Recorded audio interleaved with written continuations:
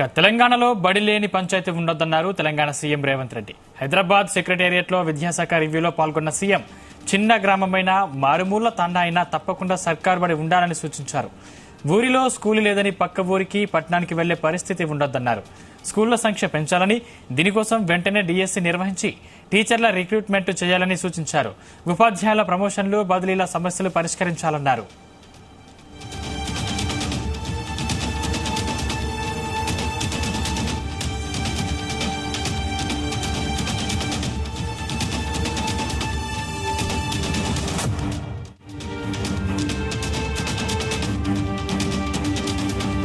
తెలంగాణలో బడి లేని పంచాయతీ ఉండొద్దన్నారు తెలంగాణ సీఎం రేవంత్ రెడ్డి. హైదరాబాద్ సెక్రటేరియట్లో విద్యాశాఖ రివ్యూలో పాల్గొన్న సీఎం చిన్న గ్రామమైన మారుమూల తండా అయినా తప్పకుండా సర్కార్ బడి ఉండాలని సూచించారు.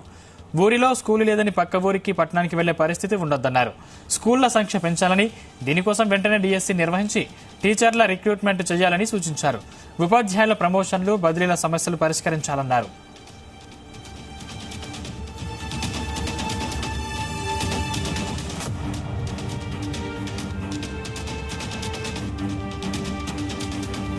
తెలంగాణలో బడి లేని పంచాయతీ ఉండొద్దన్నారు తెలంగాణ సీఎం రేవంత్ రెడ్డి. హైదరాబాద్ సెక్రటేరియట్లో విద్యాశాఖ రివ్యూలో పాల్గొన్న సీఎం చిన్న గ్రామమైన మారుమూల తండాయిన తప్పకుండా సర్కార్ బడి ఉండాలని సూచించారు. ఇదే అంశానికి సంబంధించిన మరింత పూర్తి సమాచారం మా ప్రతినిధి సతీష్ అందిస్తారు. సతీష్.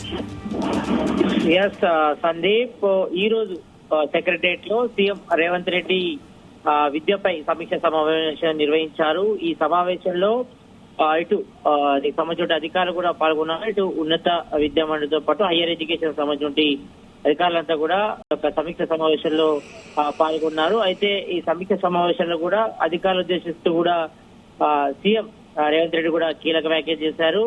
అయితే బడి లేని పంచాయతీ ఎక్కడ కూడా ఉండొద్దు, డిఎస్సి నిర్వహణ కూడా ఏర్పాట్లు చేయాలని కూడా సీఎం రేవంత్ రెడ్డి కూడా అధికారులకు కూడా ఆదేశాలు జారీ చేయడం జరిగింది. ఉపాధ్యాయుల ప్రమోషన్లు, బదిలీల్లో సమస్యలను కూడా వెంటనే పరిష్కరించాలన్నది కూడా సీఎం రేవంత్ రెడ్డి స్పష్టం చేయడం జరిగింది. అయితే రాష్ట్రంలో ఏ చిన్న గ్రామమైనా, మారుమూల తాండా అయినా తప్పకుండా ఒక ప్రభుత్వ పాఠశాల ఉండాల్సిందేనని సీఎం రేవంత్ రెడ్డి కూడా ఆదేశాలు జారీ చేశారు. ఏ ఒక్క బాలుడు గాని, బాలిక గాని చదువుకై ఇతర గ్రామాలకు, పట్టణాలకు పోయే పరిస్థితి ఉండొద్దని, అన్ని చర్యలు కూడా తీసుకోవాలని కూడా సీఎం రేవంత్ రెడ్డి కూడా ఆదేశాలు జారీ చేశారు. మనం చూసాం, ఇటు బీఆర్ఎస్ గవర్నమెంట్ లో కూడా చాలా వరకు విద్యాశాఖ కూడా నిర్వీర్యమైంది. ఇటు గ్రూప్ ఎగ్జామ్స్ తో పాటు ఇటు టీఎస్పీసీ సంబంధించిన నిర్వాహకం చూసాం. దాదాపుగా 6 ఎగ్జామ్స్ కూడా లీకేజ్ ఒకటి. దీనిపై కూడా ఈ సమీక్ష సమావేశాల్లో కూడా చర్చించడం జరిగింది.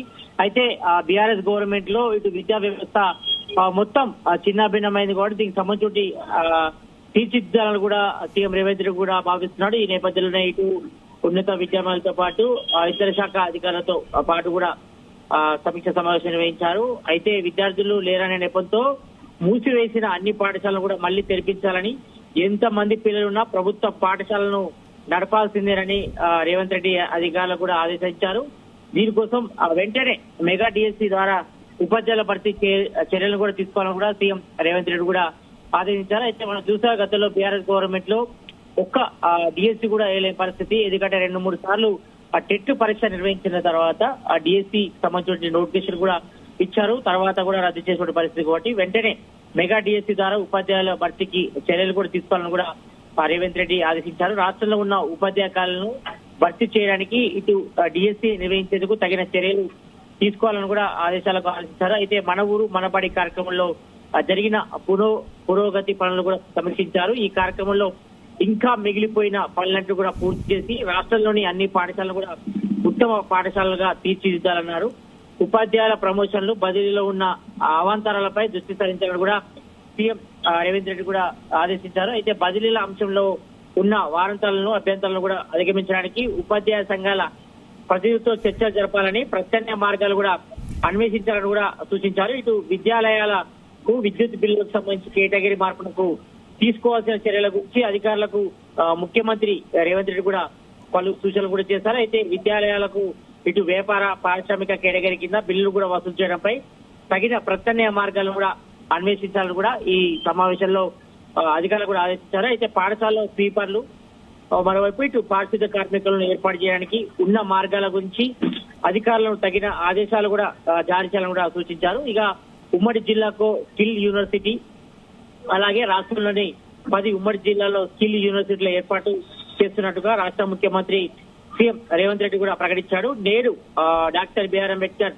సచివాలయంలో కూడా ఇటు విద్యాశాఖకు చెందిన పలు అంశాలపై కూడా ఉన్నత స్థాయి సమావేశం నిర్వహించారు. ఈ సమావేశంలో ఈ విషయాలన్నీ కూడా చర్చించడం జరిగింది. ఇటు సమావేశానికి ప్రభుత్వ ప్రధాన కార్యదర్శి శాంతి కుమార్ తో పాటు ఇటు ఉన్నత విద్యా మండలి చైర్మన్ ప్రొఫెసర్ లింబాద్రి, విద్యాశాఖ ముఖ్య కార్యదర్శి బుర్రా వెంకటేశం, పాఠశాల విద్యా శాఖ దేవసేన, సీఎంఓ అధికారులు శేషాద్రి, మిగతా అధికారులంతా కూడా ఈ యొక్క సమీక్ష సమావేశాల్లో కూడా పాల్గొని కొన్ని సూచనలు కూడా సీఎం రేవంత్ రెడ్డి కూడా చేసినట్టు తెలుస్తోంది. కాబట్టి ఇటు విద్యా విధానంపై కూడా ప్రతి ఒక్కరు కూడా చర్యలు తీసుకోవాలని కూడా ఇప్పటికే అధికారులు కూడా ఆదేశాలు జారీ అయ్యింది. దీనికి సంబంధించి కూడా సిఎస్ శాంతి కుమార్ కూడా ఆదేశాలు ఇవ్వాలని కూడా ఇప్పటికే సీఎం రేవంత్ రెడ్డి కూడా సూచించారు. అయితే ఇటు గుజరాత్, హర్యానా, రాజస్థాన్, ఒడిస్సా, ఆంధ్రప్రదేశ్ రాష్ట్రాల్లో ఉన్న విధమైనటువంటి స్కిల్ యూనివర్సిటీలు అధ్యయనం చేయాలన్నారు.